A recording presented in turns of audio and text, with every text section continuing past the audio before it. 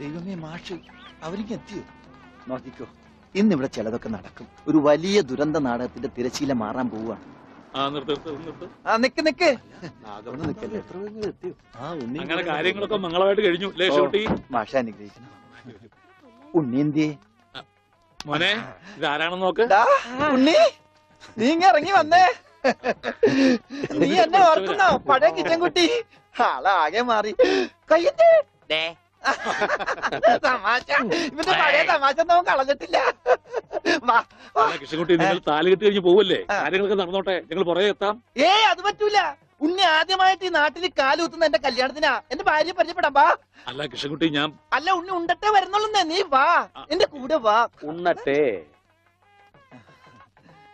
ഇതെന്റെ ഭാര്യ. ആഗ്രഹിച്ച് മോഹിച്ചും കാത്തിരുന്ന് കെട്ടിയതാ. ഇതല്ല, ഇത് അമ്മ. മാറിയടാ. ഇതെന്റെ ഭാര്യ. ഇത് ഉണ്ണി, എന്റെ കുളിക്കാട്ടുകാരനാ, കളിക്കൂട്ടുകാരനാ.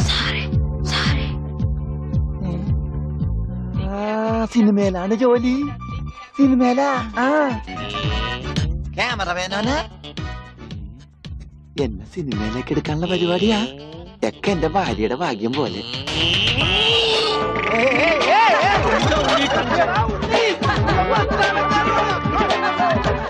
അയ്യേ,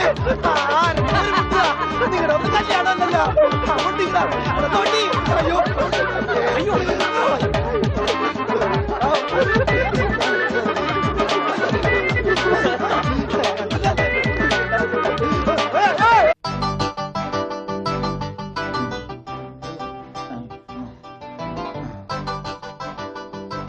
എങ്ങനെയുണ്ടാ ഞാൻ പാന്റ് എടുത്തിട്ട്? ഓ കൊള്ളാശാനെ. ഈ ബുദ്ധി കല്യാണത്തിന് തോന്നില്ലല്ലോ ഭഗവാനെ. അന്ന് പാന്റ് ഇട്ടിരുന്നെങ്കിൽ ഫസ്റ്റ് നൈറ്റ് മുമ്പ് സസ്പെൻസ് പൊളിവില്ലായിരുന്നു. ഓ, ഫസ്റ്റ് നൈറ്റിന് എന്ത് പറ്റി? അത് ഞാനൊരു ഇരട്ട വരയിട്ട ബുക്കിൽ എഴുതി തരാം. സൗകര്യം പോലെ ഇരുന്ന് വായിച്ചോ. തുന്നടാ, സസ്പെൻസ് അറിയാൻ നടക്കും.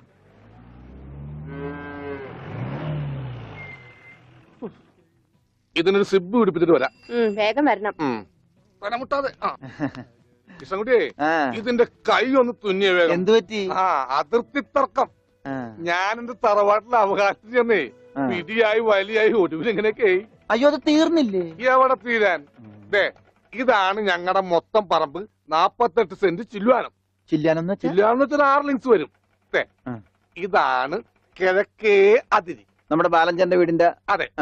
അതിലേ ഒരു 20 സെന്റ് സ്ഥലം ഇങ്ങനെ അമ്മനെ പറ്റി ചേട്ടന്മാരെ എഴുതി വാങ്ങിച്ചു. വില്ലന്മാരെ. പിന്നെ ഈ കാണുന്ന 16 സെന്റ് സ്ഥലം അച്ഛന്റെ 16 നടത്താൻ വിറ്റ് തുളച്ചി. പിന്നെ ഈ 18 സെന്റ് സ്ഥലം മൂത്ത പെങ്ങളുടെ കല്യാണത്തിന് അമ്മയെ മുറിച്ചു വെച്ചു. അത് പെങ്ങളുടെ കല്യാണത്തിനല്ലേടോ? അവിടെ കിട്ടേ അത് കേസിൽ കിട്ടുന്ന പറമ്പാണ്. അതെ, ഇനി ഞാനും 2 പെങ്ങന്മാരുണ്ടേ. പെങ്ങന്മാർ ഇനിയുണ്ടോ? തന്റെ പെങ്ങന്മാരെന്താണ് പറമ്പ് നിറഞ്ഞു നിൽക്കണ? അവർക്കുള്ള വീതം പെങ്ങന്മാർക്കുള്ളത് അതവിടെ ഇരിക്കട്ടെ. പിന്നെ എനിക്കുള്ളതാണ് 8 സെന്റ്. അപ്പൊ ഒരു 6 ലിങ്സ് കാണും. 6 ലിങ്സ് വഴിക്ക് പോയില്ലേ? ഓ, വഴി വഴി വഴി അത് മാറ്റി പോയി. ബാക്കി 8 സെന്റിൽ തനിക്കൊരു വീട് വെച്ചൂടെ? എങ്ങനെ വീട് വെക്കാൻ? എന്താ എന്തേത്? കുളം 6 സെന്റ് കുളം അല്ലേ? അയ്യോ, കുളമാണെങ്കിൽ പിന്നെ അവിടെ എങ്ങനെയാ വീട് വെക്കുന്നത്? കുളത്തിൽ എങ്ങനെ വീട് വെക്കുന്നത് ഞാൻ ചോദിച്ചാൽ ചേട്ടന്മാരുടെ തല്ലി ആവശ്യത്തേക്ക്. 5 സെന്റ് ഇത് വഴി, ഇത് ചില്ലുവാനും. അതൊക്കെ വീട്. എന്റെ അളിയൻ വന്നെന്ന് കേട്ട് അതാ ഞാൻ ധൃതി പിടിച്ചിട്ട് പോന്നത്. നീ കണ്ട കൃഷ്ണൻകുട്ടി? എങ്ങനെ വില ഗതിയും പിടിച്ചാണ് വന്നേക്കണത്? പിന്നെ വലിയ നിലയിലല്ലേ? എന്താ ബിസിനസ്? എക്സ്പോർട്ടിങ്. മുണ്ടില്ലേ, മുണ്ട്, അതിന്റെ എക്സ്പോർട്ടിങ്. കല്യാണ ചെറുക്കം മുതൽ പ്രായമായ അപ്പൂപ്പന്മാർക്ക് വരെ മുണ്ട് എക്സ്പോർട്ട് ചെയ്യും. ദൈവമേ, എക്സ്പോർട്ടിംഗ് ആണ്. അപ്പ ഇമ്പോർട്ടിംഗും കാണും. വേഗം ചെല്ലി, ഇല്ലെങ്കിൽ ഇമ്പോർട്ടിംഗ് നടക്കും. അപ്പൊ ശരി എന്നാൽ വനജേ, വണ്ടി വിട്ടേ. ഒരാളെ ഒരു അപകടത്തിലേക്ക് പറഞ്ഞുവിടുമ്പോ എന്തൊരു മനസമാധാനം എന്നറിയാമോ? ഈ അതിർത്തി തർക്കം വന്നാലുള്ള കുഴപ്പമിതാ. ഈ കുളത്തിൽ എങ്ങനെ അവൻ വീട് വെക്കണത്?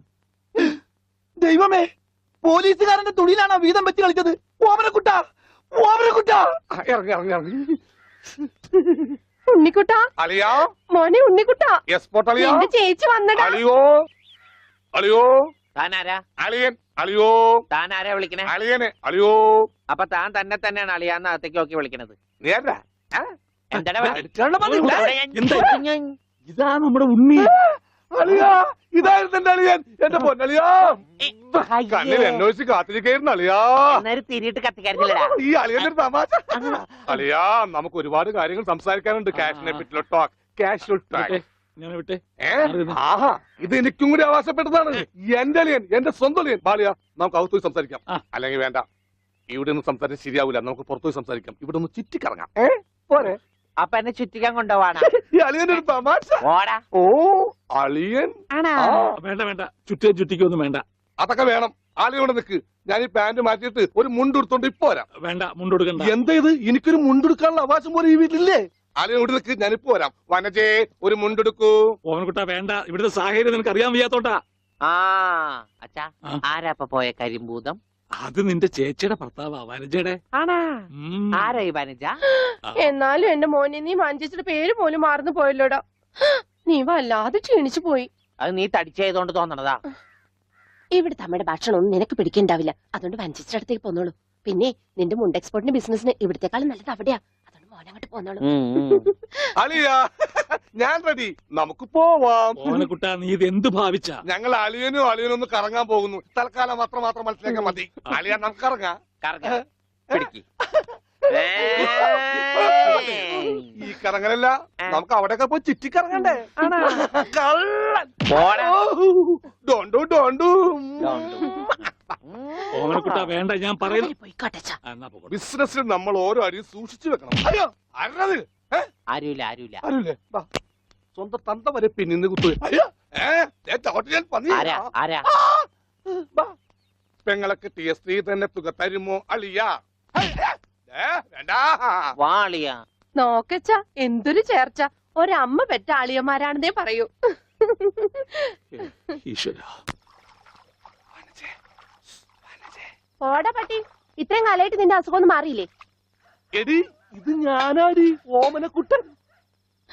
അയ്യോ, നിങ്ങളായിരുന്നോ? നീ ഒന്നിങ്ങോട്ട് വന്നേ. വരുമ്പോ ഒരു മുണ്ടും എടുത്തോ. ഈ മനുഷ്യന്റെ ഒരു കാര്യം.